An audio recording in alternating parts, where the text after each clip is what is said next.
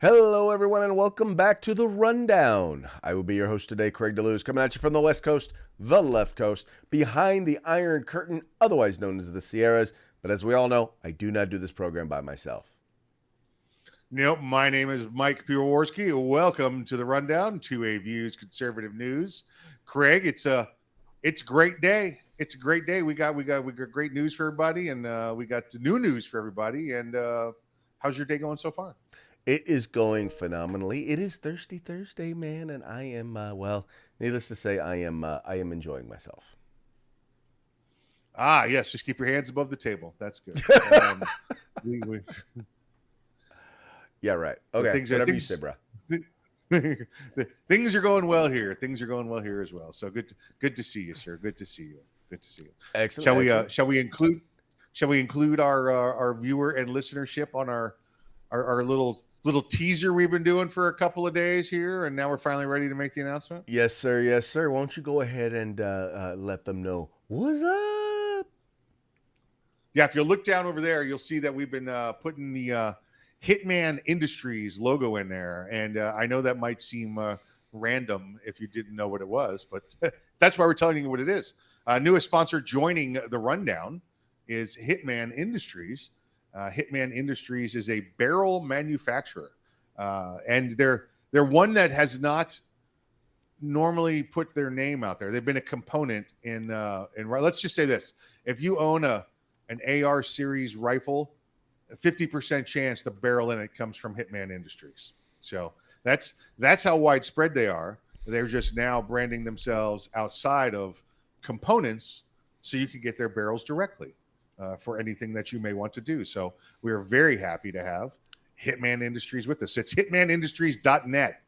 Hitmanindustries.net. Dot So net. make sure. So you can go there and you can scoop up whatever you Yes. need. By the way, just so you know, if you go to their website, there aren't just barrels there. They're a barrel manufacturer, but you can get whatever. There are numerous, various different firearm parts and whatnot that you can get there at their website. It's tons of good stuff. Yes, great to have them. Great to have them. A nice, proud Florida company as well, might I add, and veteran owned and operated as well. Veteran owned and operated. Well, that's good. So to have them, it's kind of nice to have veteran owned companies, kind of, on either side, just kind of bookending the California Republican Assembly right there. Because, we've got USCombatGear.com Yes. on the other end. And then we've got Hitman Industries. And then we've got the, very, very pro American, pro military, pro veteran, the California Republican Assembly. Yes, there are Republicans in California. Just so you know. Yes, there are.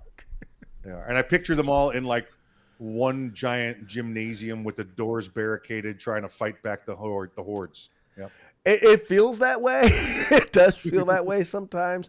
Every once in a while, we get a chance, and in leadership, we get together and meet. And we just like we don't feel so alone.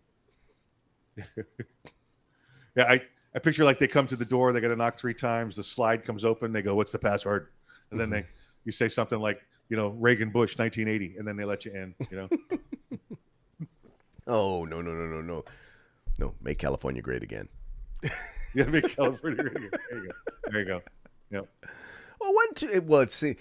In my lifetime, California has always been it's been a purple to blue state. Just before my lifetime, it was actually a somewhat red state. Yeah. Very kind of Republican. So yeah, very much so. Times change. That's right. Hey, folks, however you are paying attention to the program, do us a favor. Please make sure you like, share, subscribe, and encourage your friends to do the same. Let them know there are tons of ways in which to watch or to listen, but make sure that you listen. I won't go through all of them today because we already kind of went through a good amount of banter today. So, but you guys make sure that you watch, make sure that you listen, and you encourage your friends to do that. Do that stuff. Do it now. Do it now. All right, let's get into today's news. Now, this is actually a fun one.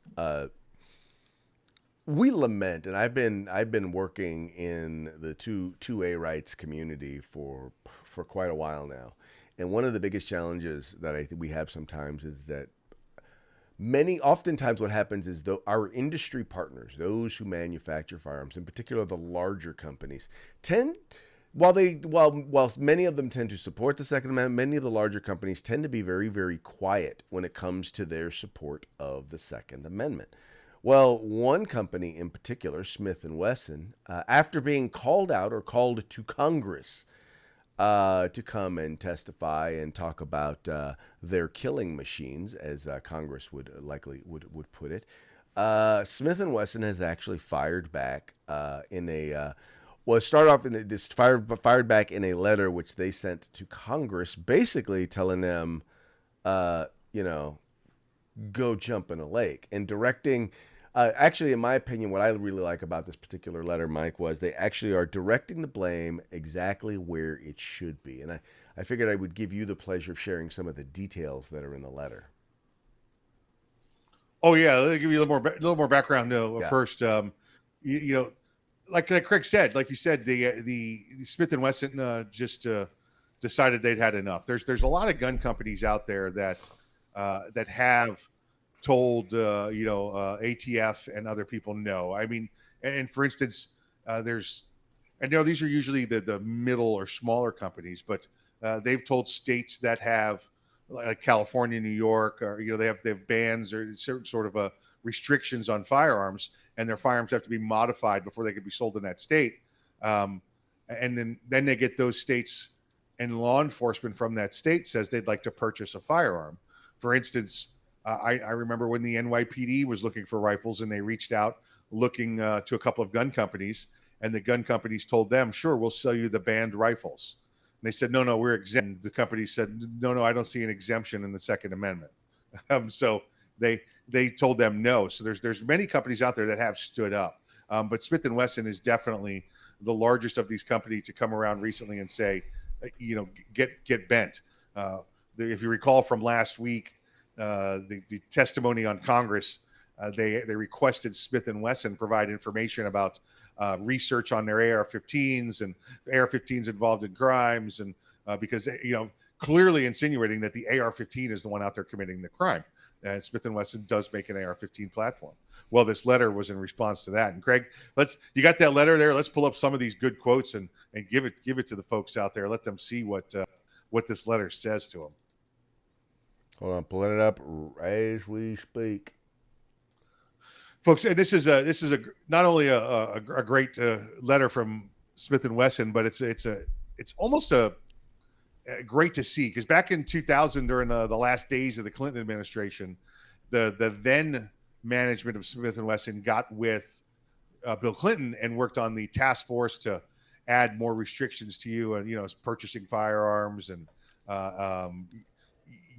doing research, and they took heat from their customers. I mean, to the point where Smith & Wesson was looking to go out of business at one point before rebounding. In fact, it was probably 9/11 that saved them, because people wanted to then take up arms to defend themselves from terrorists. And now to see 22 years later, them turn around and go full on, the British are coming, with this letter is a great thing to see. Well, they tried appeasement and recognized that appeasement wasn't going to work. It didn't work. Correct. So let's see this letter there, Craig. Let's take a look at it together here. Give some nice quotes from it. There you go. All right. It goes on, and some of the great things in here. It says, we are proud of our 107-year history. We are proud of the commitment of all employees to making it quality product. We are proud to provide law-abiding citizens and law enforcement, our customers, with the tools to provide their security and independence. We are proud of our responsible business practices. It talks about the Second Amendment in here. It says several times that the Second Amendment is, what they defend and what they support. It's really great. If we get a chance, we don't have time to read the whole letter to you, but the one part that I want to make sure to point out here is actually up near the top, where it says some have had the audacity to suggest that after they vilified, undermined, and defunded law enforcement for years, supported prosecutors who refused to hold criminals accountable for their actions, overseen the decay of our country's mental health infrastructure, and generally promoted a culture of lawlessness, Smith & Wesson and other firearm manufacturers are somehow responsible for the crime wave that has predictably resulted from these destructive policies. And Mike, you know that, man. That's been my thing all along, is what they're doing is they're distracting away from the policies that they put in place. And that's the real issue. The real issue here is not just that the crime wave is taking place, but that it's their fault, it's their policies, and they don't want anyone to know. And it was nice to see Smith & Wesson actually point that out. Yeah, it was great. And when given the subpoena from Congress, they just sent this letter, which was nice. That was the big hey, put my chair out there, put a microphone in front of it, and just somebody read the letter if they want to. They didn't even go to read it to Congress. They just said, here's our response to your subpoena. Right. You wonder if they're going to get a contempt of Congress, getting charged with contempt of Congress. Oh, is there such a charge? I was waiting for Congress to be charged with contempt of the Supreme Court. So yeah. Well, there are a number of well, if you realize now, see, there used to be a time if you got charged, if you refused a subpoena or refused to comply with a subpoena, they really didn't do anything. Well, now under this Democrat-controlled Congress, now they've decided that people actually get arrested and go to jail for contempt of Congress. Yeah, take me to Congress. Take me to Congress jail. Let's do it. I have contempt for you, Congress. Let me just say. Yes, I have. I have plenty that I could testify about. As I said in our pre-show meeting, my entire testimony would consist of "F you, no." Oh, there you go. That would do it. That would do it. Prepare giant binders with it, and every page just say that. Just say "F you," and you could just continue to refer them to different pages. Sir, if you'll take a look at page 97, it's the same comments. Yeah, you see our detailed analysis of your job performance. Yep. Exactly right. I'm just sorry. It's when you realize that these hearings, especially nowadays, it's a dog and pony show, and that's all it really is. It's not about arriving at the truth. It's not about getting any real information. It's really just about them grandstanding. And I would just throw it right back in their face. It's like, if they were to say, you are going to be charged with contempt of Congress, it'd be like, I couldn't even begin to tell you how much contempt I have for you, Congressman. That's right, yeah. I hereby charge you with contempt of citizenry. How about that? Right. I'd be like, I am guilty because I have so much contempt for you. That's it. Yep. Here's my subpoena. I'll see you at the range. Meet me there. Well, it's a subpoena. It's a subpoena from the citizens to appear at the range. There you go. Exactly. Preferably downrange. Oh, I didn't say that. I would not want to insinuate. I'm just saying. I doubt. Oh, you meant just to help you put the targets up. I got yes. you. I got you. A little teamwork. What's gonna work? Teamwork. There you go. You're gonna do that. Yeah. Yep. Exactly. See, you feel me. All right, now this next one. Okay, I wish I could say that I was surprised about this, but we all know that there's a certain level or degree of censorship when it comes to, in particular, the news and commentary. The story is probably about a week old. We first heard about this about a week or so ago, but there's a former writer/editor with the New York Times who does a podcast now, and they actually had current Senator Tim Scott from South Carolina on her podcast. Her name is Bari Weiss, and they were talking. She was talking about an incident where he had actually written an op-ed piece. Now this was right after George Floyd was killed by law enforcement, was killed by the officer, whatever dude's name was. But anyway, so right after that, one of the things he did was he actually had put together a bill addressing police reform. Basically, I mean, something that should have been a bill that should have been supported by, or something that should have been supported by Democrats. Well, he put in the op-ed, and a member of the editorial staff was like, "Yeah, no, we really don't." I mean, first of all, they didn't want to run it, and a member of the editorial staff was like, said, "Well, do you really think Tim Scott, or do you really think Republicans care about minority rights?" And a more junior member of the editorial staff said, "Well, I believe Tim Scott cares about minority rights." And then this senior member of the editorial staff there at the New York Times said, "Well, let's run it by Chuck Schumer before we publish it." So, in other words, the insinuation, Mike, was that the New York Times was basically getting approval from Chuck Schumer, the majority leader of the Senate, before they would run op-eds by Republicans.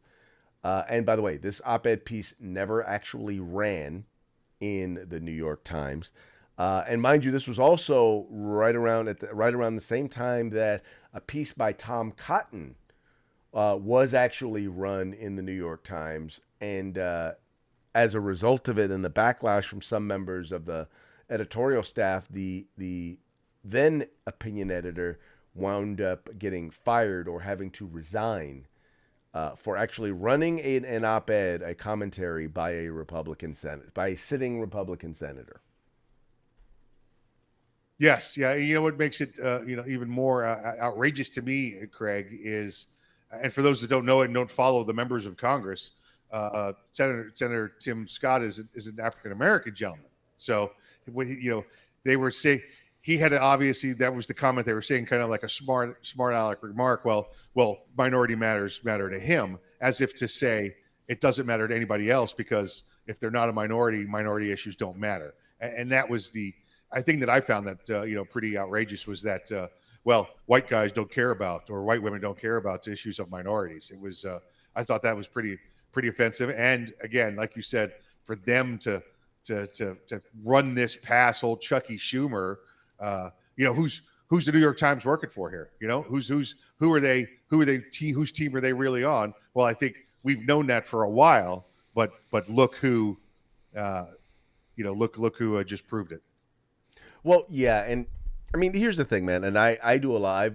I'm doing more writing now than I used to do a lot of writing before I started doing video stuff, and I've actually gotten back to doing a lot of writing, and it's interesting because, I have relationships with people at publications that are we'll just say left of center. And interestingly, they always have a hard time running my pieces. They almost, it's very difficult. It's challenging. Some of their editorial staff is, well, we need a balanced perspective. And I'm like, have you not read your publication? I'm like, this piece doesn't even come close to balancing 90% of the dribble of the left-wing dribble that is in your publication. You don't need balance. I am literally the one providing the balance. Because they're offering the left perspective, I'm offering the right. They're offering lies, I'm offering truth. They're offering opinions, I'm offering fact. It seems like a good balance to me, but the problem is, right? Yeah, no, I'm too. The problem is it's a perspective that they can't, that they can't oppose. They're not very good at it, and I as a person of color in particular, I have left the plantation, and they are not very happy about it. And the same thing is true here of Tim Scott. Is people don't like Democrats, liberals in particular, don't like Tim Scott because he has left the liberal plantation. Yes, yeah, quite metaphorically and physically as well. It's good to see. He's a great guy. He's a great guy. You listen to him talk, and you listen to his background and history, and you're like, I don't know how. We don't have more, African American Republican senators, just because it's a common history. It's nothing unique to him that caused him he didn't get struck by a Republican lightning bolt or anything. He just had a normal everyday upbringing from that you'd experience, and he became a Republican over it. That's I met him. I met him back in the mid to early 2000s when he was still in Congress. And I will just tell you, there are few people in public office who are as humble and Yeah. down to earth as Yeah.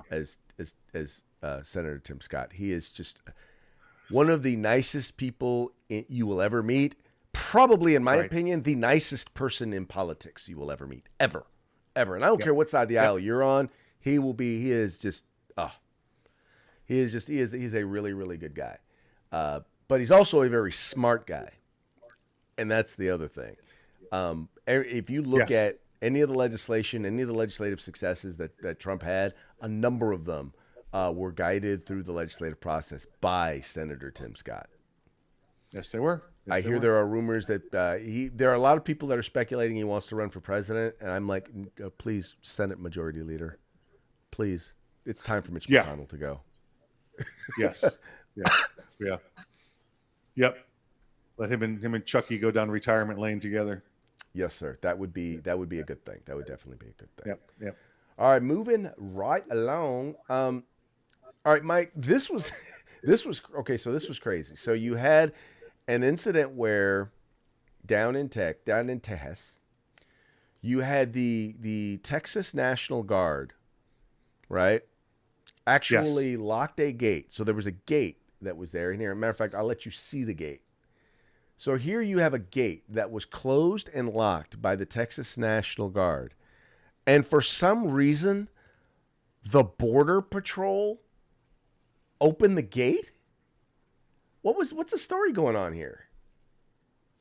Well, the stories going on is that the president supports illegal immigration is what the story is. You have the Texas National Guard. Now, the thing that haven't been able to find out yet, Craig, is the guard can be answering to one of two commanders, depending on who's paying the check, depending on the orders that are cut. So they could be on state duty. And we know there's a huge number of Texas National Guard on state active duty working for the governor there, Governor Abbott in Texas. And their job is to secure the border. And they're securing the border with infrastructure. Okay. They're not out there, using force or anything like that. They're making sure that the border stays patrolled and the border stays secure. Or they could be federalized and be under the command of the president and the Pentagon. So not sure which, but if I had to bet, I'd say they were under state control. Mm-hmm. They went along, they ensured that these gates are locked. And by the way, this gate in particular, Craig, is on private property as well.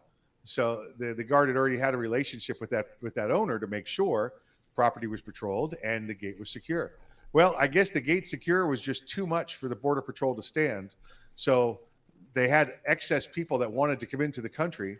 So they just went and opened the gate and allowed hundreds, thousands of people, illegal immigrants, to just come in unchecked and let them go.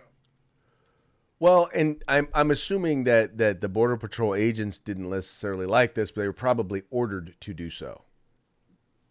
Oh, of course they are. And listen, I don't. You might want to think that the Border Patrol is 100% leaning one way, but they're probably a lot like the military. It's probably it's different than society. It's probably more along the lines of a 80-20 split on their political views, but there's still that 20% out there that have no problem opening that gate and letting them wander through. Yeah, now mind you, folks, you think about when you hear about the 2.5 million that have entered the country in the last year, those are just the people we know about, right? That's not including people who've snuck in. And that is something that is now consistent. And by the way, when people talk about the United States, it was the funniest thing. My wife was sitting up there listening to someone talk about our open border policy. She's like, we have an open border policy? I said, no, our policy in word is that we have a secure border. You say it, that's what you're saying. Now, our policy in practice is we don't even have a border. Correct. Yeah. Basically what the Border Patrol is doing now, what they're supposed to be doing now, besides just opening gates and letting people in. Like, so if you come through a checkpoint and you're coming from you're not a U.S. citizen returning back through, you get to say, well, they'll ask you for ID because they want to identify you and make sure you're not a wanted felon by Interpol or something like that. They get your name, right? They get whatever identification copies they can, and then they let you in. There's no other method. There's no other holdback. There's no other, what's your asylum status?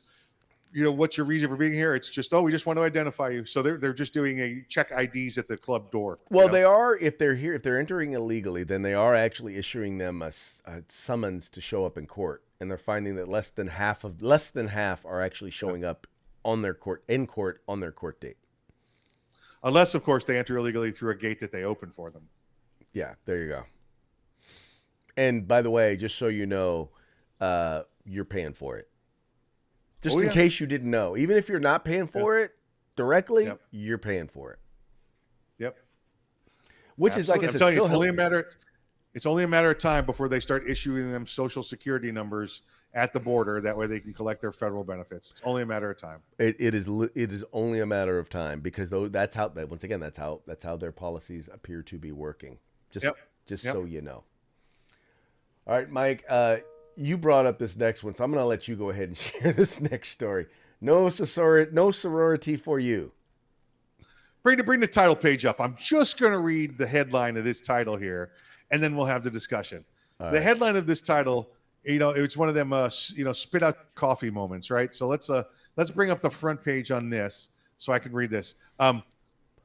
Transgender student Grant Sykes, and that's not him, by the way. In the video below, that's not him. Transgender student Grant Sykes rejected from every University of Alabama sorority. There you go. Now let me go down, Craig. Let's get the first couple sentences in here. Let's read this to the folks. Keep going a little bit further. There we go.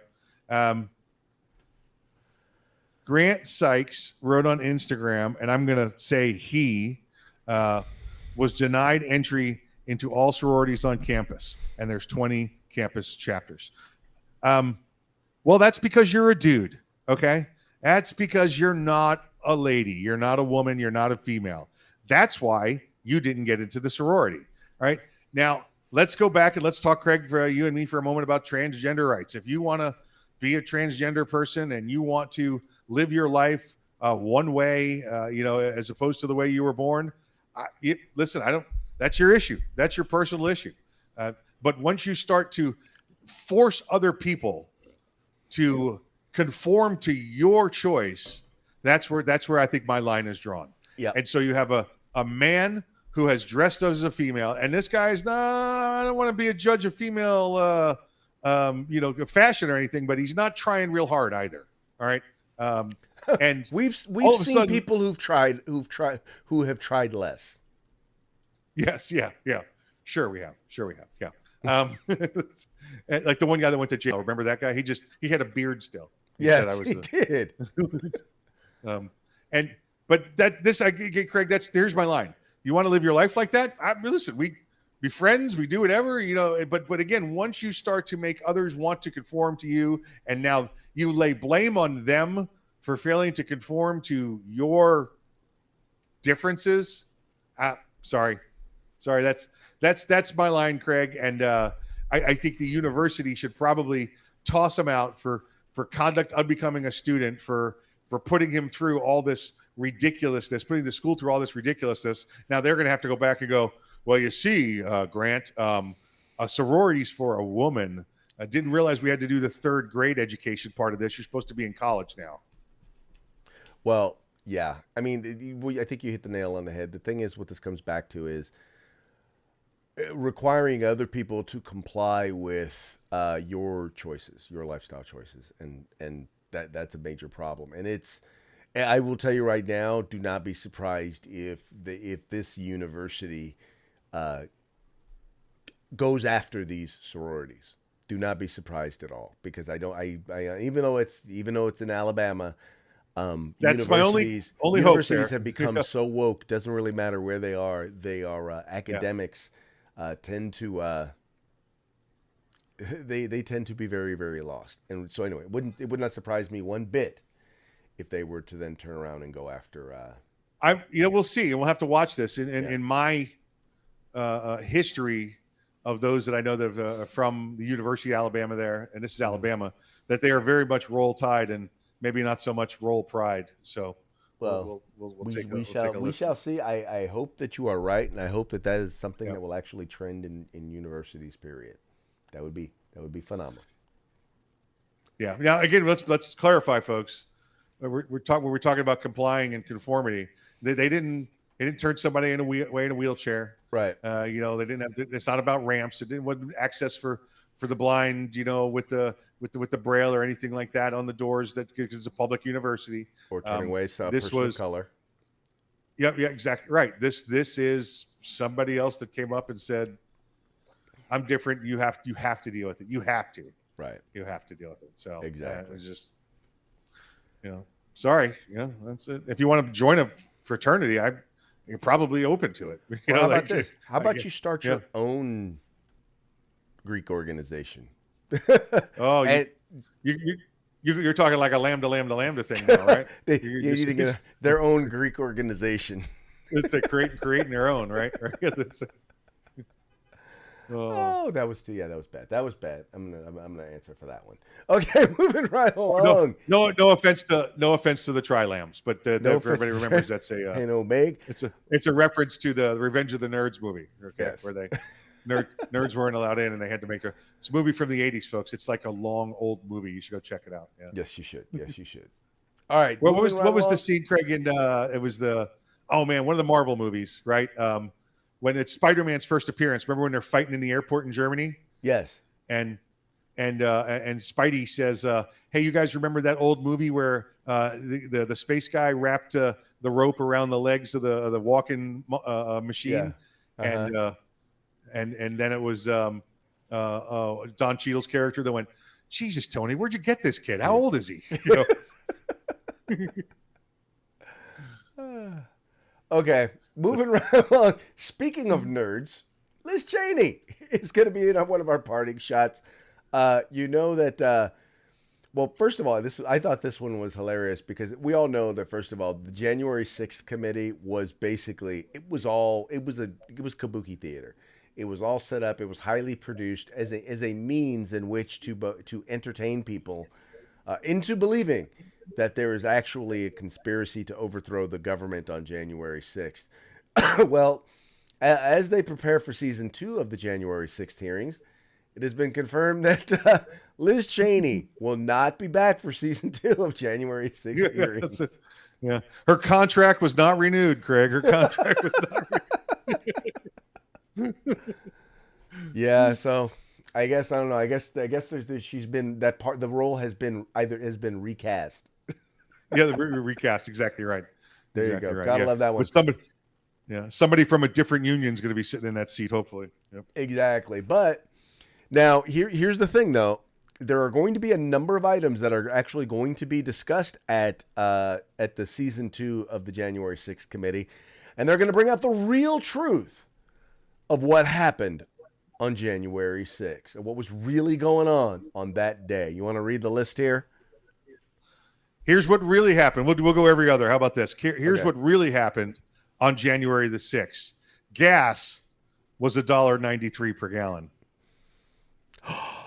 I'm shocked. There was zero inflation. Supply chain was functioning well. Economy was strongest in 50 years. Border was controlled and secure. Taliban wasn't armed with U.S. artillery. Plenty of workers to fulfill labor needs. Stock market was at record highs. 401ks had record high values. Interest rates were at record lows. The truth I feel like of what was happening. I feel like that's the top 10 reasons. I feel like that's the top 10 reasons right there because there's more. There's still more. So I know, but the fact is that's what was going on January 6th. That's the truth of January 6th, and unfortunately, it's all been downhill from there. Yeah. Now, do you know why they chose January 6th, Craig? Do you know why that was on January 6th and not January 8th? Well, that was the day in which the Congress was meeting to actually certify the election. That's right. And we don't do it on January 8th because that's Elvis's birthday, and nobody works on Elvis's birthday. Okay. Okay. If you say so. It's a holiday. It's the king's birthday. You're going to take it off. Yeah. I believe you. All right, sir. It's about that time for another shout out to our sponsors. Let's do it again. Welcoming in our newest sponsor, our good friends at Hitman Industries, right down over there. Hitman Industries, hitmanindustries.net, hitmanindustries.net. Best barrels around. Again, in fact, if you've got yourself an AR in the past 10 years, odds are pretty good you got their barrel already in your house. So lots of other products as well. Like Craig said, they'll do components. They'll put things together. Not a firearms dealership. They're a components manufacturer making those barrels for you. And it's not just ARs anymore. So check them out. Additionally, good friends over at the California Republican Assembly, holding the line the best they can over there. And, of course, our good friends at uscombatgear.com. That's right, folks. Links to their websites are in the description to this program, so please check them out. If you like what you see, spend a little money with them, donate a little money to them, and let them know that the guys over at The Rundown sent you. And that's going to be it for this episode of The Rundown. We very much appreciate you tuning in. We appreciate you liking, sharing, and encouraging your friends to do the same. We'll be back with you tomorrow on Feedback Friday. Looking forward to the convo. But we'll talk to you then. Cool. Yeah. There we go.